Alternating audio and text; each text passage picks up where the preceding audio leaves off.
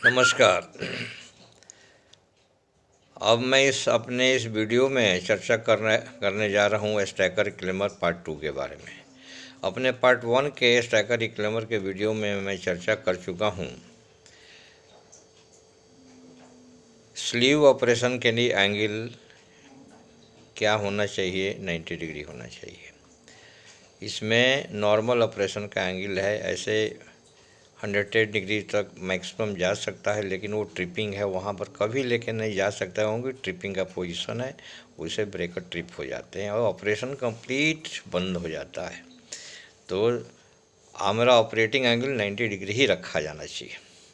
Idler का ट्रफिंग angle 35 degree होता है, stacking height 11 metre and stacking height below rail 1.5 metre, 11 metre above rail होता है और बिलो रेल होता है 1.5 मीटर। लफिंग एंगल -11.61 डिग्री और luffing up angle 9.43 degree. LT operating speed 6 metre पर मिनट होता है। इस सब के बारे में चर्चा कर चुका, जस्ट रिमाइंडर के लिए मैंने बता दिया, अपने बंधुओं को एक बार रिमाइंड करा दूं। अब जो है हम स्टैकिंग के बारे में बात करेंगे। स्टैकिंग में बकेट व्हील को कभी भी ऊंचा करके स्टैकिंग नहीं करनी चाहिए। क्यों नहीं करनी चाहिए? क्योंकि ऊंचा करके स्टैकिंग करने से उसमें 3-4 कठिनाइयाँ ऐसी आती हैं जो इरिकवरेबल होती है, उसका नुकसान ट्रेमेंडस होता है और उसका नुकसान जो है करोड़ों में चला जाता है स्लो 6 महीने के अंदर। कैसे ऊंचा से स्ट्राइकिंग करते हैं तो बड़े बड़े कोल लम्स लुढ़क करके ग्राउंड लेवल में करीब आ जाते हैं। वो ग्राउंड से करीब 2-3 मीटर के हाइट तक सभी मोटे मोटे लम्स जमा हो जाते हैं। जहाँ मोटे मोटे लम्स जमा होते हैं वहाँ एयर पॉकेट्स बन जाता है, वॉइड स्पेसेस बन जाते हैं जिसमें एयर ज़्यादा अंदर में पड़ा रहता है वॉइड स्पेसेस होने के कारण।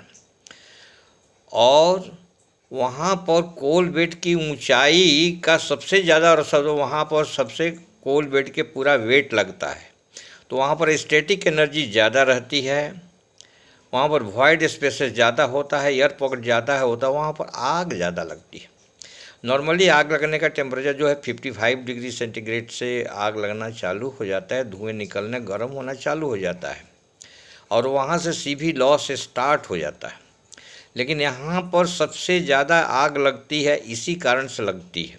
नॉर्मली देखा गया है, प्रैक्टिकल एक्सपीरियंस ये कहता है कि all along the length of coal bed, चाहे 200 मीटर का कोल बेड हो या 100 मीटर का कोल बेड हो, पूरे कोल में ग्राउंड से 2-3 मीटर 1.5 मीटर के हाइट तक ही मैक्सिमम 90% फायर लगता है। ऊपर में हार्डली 5 to 10% फायर लगता है ना, या नहीं के बराबर लगता है। तो इस प्लेस में आग को बुझाने के लिए सभी ऊपर वाले कोयले स्लाइड करके फिर रेल ट्रैक पर फैल जाते हैं या आउट ऑफ स्टैकर रिक्लेमर के जो रेंज है उसके बाहर चले जाते हैं।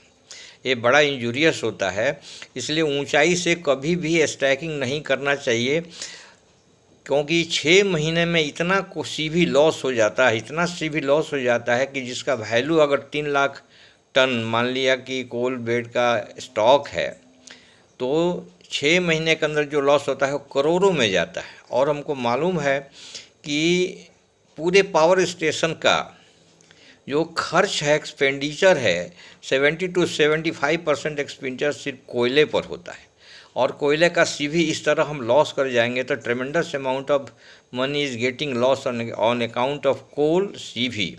इसलिए इसको बचाना ज़रूरी है। ऑपरेटर के हाथ में पूरा है, ऑपरेटर को इसके बारे में जानकारी होनी चाहिए, सतर्क रहना चाहिए और ऊंचाई से कभी भी नहीं स्टैकिंग करना चाहिए, नंबर 1। नंबर 2 कि जो ऊपर से स्टैक करते हैं तो फाइन कोल डस्ट हवा में उड़ जाता है। हवा में उड़ जाने से हवा तो पॉल्यूट होता ही है, इसके अलावा जो कोल डस्ट उड़ता है बहुत ही हाई सीवी उसका होता है क्योंकि गुड क्वालिटी ऑफ कोल का जो वो हल्का होता है, उसका डेंसिटी काफ़ी कम होता है और क्रश भी ज़्यादा होता है। तो वो गिराते समय गुड क्वालिटी ऑफ जो कोल है जो कोल डस्ट के रूप में हवा में उड़ जाता है, उसका सीवी 6200 to 6300 किलो कैलोरी पर केजी होता है, जबकि हमारा नॉर्मल कोयला जो हम स्टॉक करते हैं वो फिर 3500 तो 3600, 3700, 3800 मैक्सिमम इतना सीबी का कोयला हमको पावर स्टेशन के लिए लेते हैं और मिलता है। और हम 6200 किलो कैलोरी का कोयला एटमॉस्फेयर में उड़ा देते हैं, तो उस on account of that coal dust also we are losing huge amount of money.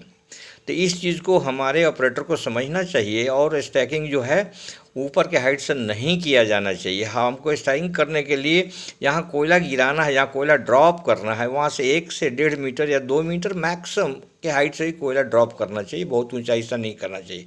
इस तरह जो है एक गुड क्वालिटी ऑफ स्टैकिंग जो होता है वो नीचे के हाइट से ही होता है।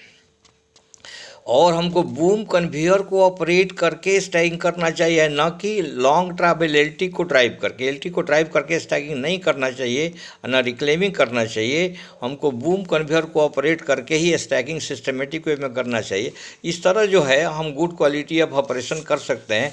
सब जगह गुड क्वालिटी ऑफ चीज़ देखा जाता है, अब गुड क्वालिटी ऑफ ऑपरेशन क्यों नहीं देखना चाहिए, समझ से देखना चाहिए। स्टैकिंग के लिए जो हमको ऑपरेशन किया जाना चाहिए वो स्टैकिंग मोड में डालने के पहले ट्रिपर कार को स्टैकिंग पोजीशन में कर देना चाहिए। जहाँ ट्रिपर कार है, कहीं कहीं ट्रिपर कार नहीं होती है तो वहाँ के लिए समस्या नहीं है। जहाँ ट्रिपर कार है वहाँ ट्रिपर कार को स्टैकिंग पोजीशन में कर देना चाहिए। स्टैकर ऑपरेशन के लिए एक सेलेक्टर स्विच होता है, इसके 3 पोजीशन होते हैं। कौन कौन? Manual mode, interlock control mode, semi automatic mode.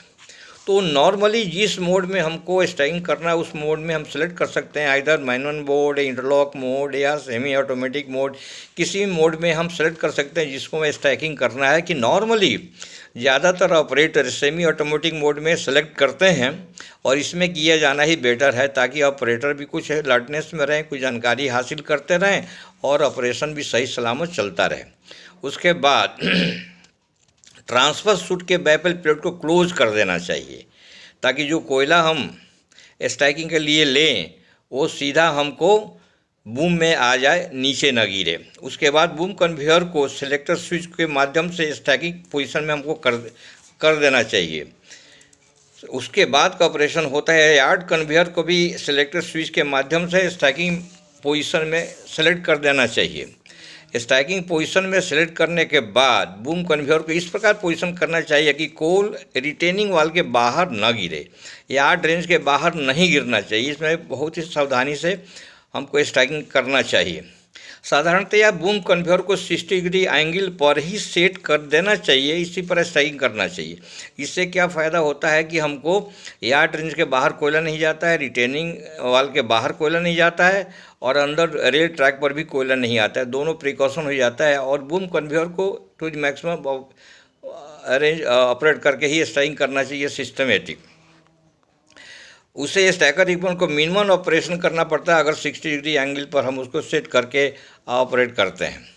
कोयला स्टैकिंग किया जाता है, कोल रिटेनिंग वाल के बाहर कभी भी नहीं गिरना, इसका बहुत ज़्यादा प्रिकॉशन लेना चाहिए। उसके बाद हम सीक्वेंशियल, इसके बाद ऐसा सेटिंग करने के बाद हम सीक्वेंशियल ऑपरेशन को स्टार्ट कर सकते हैं आराम से और स्टैकिंग मोड चालू कर सकते हैं। इस तरह स्टैकिंग हमको करना चाहिए सभी प्रिकॉशन के साथ, ताकि हमारा प्लांट की सब तरह की भलाई हो सके, हमारा कोल का सीवी बचा सकता है। इसी के साथ मैं वीडियो में समाप्त कर रहा हूँ। वीडियो को ज़्यादा लंबा होने से हमारे बंधु लोगों का फिर इंटरेस्ट लूज हो जाता है, इसलिए वीडियो को ज़्यादा लंबा नहीं करना चाहता हूँ। और सबसे नम्र निवेदन है कि आप लोग लाइक करें, शेयर करें और सब्सक्राइब करें, ताकि इस काफ़ी लोगों तक एक इंडिया के पार्ट में पहुंच सके और मेरी बातों के हिसाब से अपना स्टैकिंग रिक्लेम में कोयला को बचा सकें। इसी के साथ अब थैंक यू वेरी मच। जय हिंद, जय भारत।